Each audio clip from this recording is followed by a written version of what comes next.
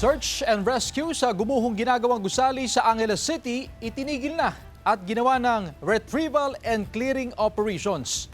Ang detalye sa report ni CJ Torida.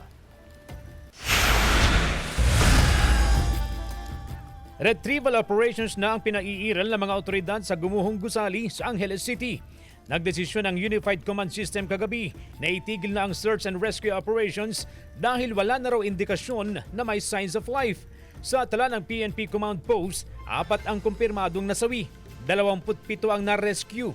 Sa bagong impormasyon mula sa BFP, isang individual na nasa listahan ng mga nawawala ang personal na nagpakita sa CSWD upang kumpirmahin na wala siya sa gusali nang mag-collapse ito.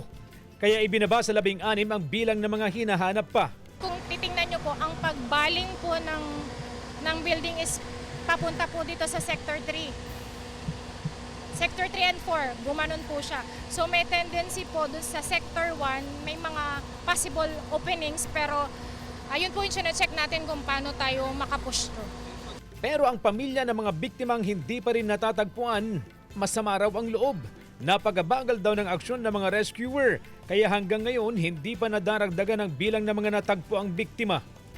Hindi raw nila matanggap ang desisyon na ihinto na ang rescue operation na hindi man lang sila kinakausap. Apela rin nila sa may-ari ng gusali na magpakita na at panagutan ng insidente. Ang command post pati media pinalayo na para magbigay daan sa heavy equipment.